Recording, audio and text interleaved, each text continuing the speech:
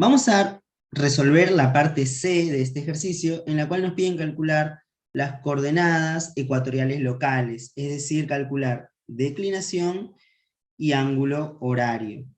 Para eso nosotros vamos a utilizar, por un lado, la ley de senos, el teorema del coseno y la fórmula de los 5 elementos. Yo les sugiero empezar de la siguiente manera. Primer paso, utilizar la ley de senos. ¿Qué nos dice la ley de senos? Bueno, que si nosotros tenemos un triángulo esférico, de acuerdo, donde este ángulo, por ejemplo, vale A, este ángulo vale B, y este ángulo vale C, acá va un A minúscula, acá va un B minúscula, y aquí va un C minúscula, lo que nos dice es lo siguiente: en trigonometría esférica, seno de A mayúscula dividido seno del lado que se le opone, del arco que se le opone, que es A minúscula, es igual seno de B mayúscula dividido el seno de B minúscula, es decir, el lado que se le opone, y por último seno de C mayúscula dividido seno de C minúscula, ¿de acuerdo? Acá estamos relacionando senos de los ángulos interiores con los senos de los arcos, ¿de acuerdo? Y tiene que ir, cuando queramos hacer la igualdad, tiene que ir, por ejemplo, vamos a fijarnos acá, en este orden. En el numerador de cada término debe ir el seno de los ángulos o los senos de los arcos, pero no podemos mezclar las cosas. O van los ángulos o van los arcos. Y en el denominador o van los arcos o van los ángulos, ¿de acuerdo? Según como corresponda. Vamos a utilizar este triángulo de posición que habíamos determinado en el inciso anterior. ¿De acuerdo? Fíjense acá lo siguiente. Si utilizamos primero este ángulo interno, que es el ángulo horario, sería seno de t. Dividido seno de ¿quién? ¿Quién es el arco que se le opone al ángulo horario? La distancia cenital. Es igual a seno de, ahora el otro ángulo, que sería 180 menos el azimut.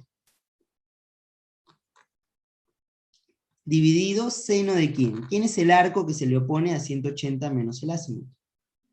90 menos la declinación. Fíjense que tenemos en los numeradores ángulos interiores, ángulos internos del triángulo esférico. Y en los denominadores tenemos los arcos, ¿de acuerdo? Según cómo corresponda. Ahora, seno de 180 menos A. Seno de 180 menos A, ¿cómo se puede escribir? Acuérdense la fórmula para la suma y diferencia, ¿de acuerdo? En el caso de los senos.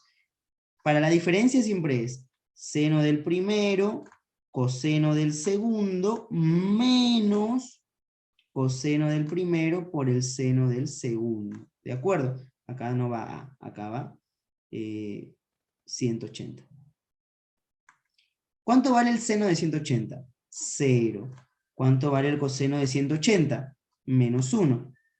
Perdón que acá voy a borrar esta parte porque no se está viendo bien. Esto era coseno de 180. Coseno de 180 es menos 1, que con este menos de adelante se vuelve positivo. Por lo tanto, bueno, este término vale 0, porque estamos multiplicando el coseno del azimut por 0. Y de este lado tenemos menos 1 por el seno, que sería menos seno del azimut. Esto se vuelve el seno del azimut. Así que en este lado tenemos el seno del azimut.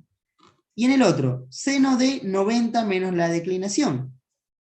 Usamos lo mismo, y a lo que vamos a llegar en este caso es al coseno de la declinación, porque acuérdense que para ángulos complementarios, seno de 90 menos x es igual a coseno de x. Esto vale en ángulos complementarios, ¿de acuerdo? Y esto se puede demostrar utilizando esta misma fórmula, sería seno de 90, coseno de x, menos coseno de 90, seno de x. En este caso, coseno de 90 vale 0, y seno de 90 vale 1. Eso ustedes lo pueden mostrar por su cuenta. ¿De acuerdo? Entonces hemos llegado a la siguiente fórmula. Seno de t, coseno dividido el seno de z, es igual al seno de a dividido el coseno de delta. Seno del ángulo horario dividido el seno de la distancia cenital es igual al seno del azimut dividido el coseno de la declinación. Y ahora vamos a multiplicar, o sea, en aspa, ¿no? El coseno de la declinación va a pasar multiplicando y el seno de la distancia cenital va a pasar multiplicando al otro lado. Y lo que vamos a tener es lo siguiente. Seno del ángulo horario, coseno de la declinación es igual al seno del azimut por el seno de la distancia cenital. Bueno, ¿y por qué hemos hecho esto? ¿Qué información sacamos de acá? Seno del azimut. El azimut es un ángulo del segundo cuadrante. Fíjense, 133 grados es un ángulo mayor a 90, pero menor a 180. Es un ángulo del segundo cuadrante. En el segundo cuadrante, ¿el seno es positivo o es negativo? Vamos a escribirlo por acá. Alfa pertenece al segundo cuadrante. El seno de... A. El seno de A es positivo en el segundo cuadrante. La distancia cenital, ¿a qué cuadrante pertenece? Al primero. Acá nos dicen que la distancia cenital vale 30 grados. Por lo tanto, el seno, sabemos que en el primer cuadrante también es positivo. ¿De acuerdo? Así que el seno de la distancia cenital es positivo. ¿Qué pasa con la declinación? La declinación es un ángulo que está comprendido entre menos 90 y 90.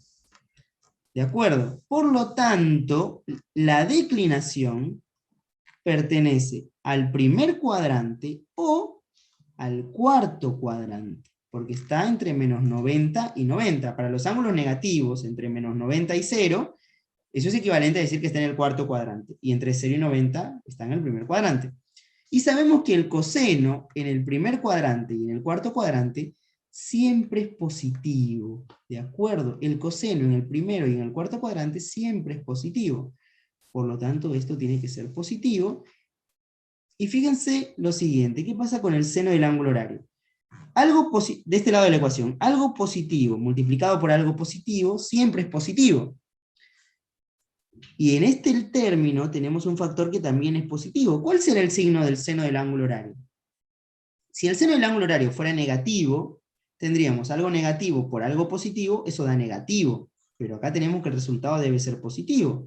Por lo tanto, el seno del ángulo horario también debe ser positivo. ¿De acuerdo? Esa es la conclusión a la que se llega después de aplicar la ley de senos.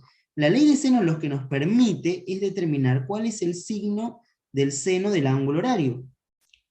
¿Y por qué queremos saber cuál es el signo del seno del ángulo horario? Bueno, porque entonces podremos determinar en qué cuadrante puede estar el ángulo horario. ¿El seno dónde es positivo? En el primer cuadrante o en el segundo cuadrante. Esa es la conclusión a la que llegamos al aplicar la ley de senos. ¿De acuerdo? Esta es la información que sacamos de este primer paso. Ahora tenemos que aplicar un segundo paso utilizando el teorema del coseno, donde vamos a obtener nueva información. Y luego, utilizando la fórmula de los 5 elementos, vamos a obtener la última parte de la información que nos falta para determinar cuál es el valor del ángulo horario y cuál es el valor de la declinación.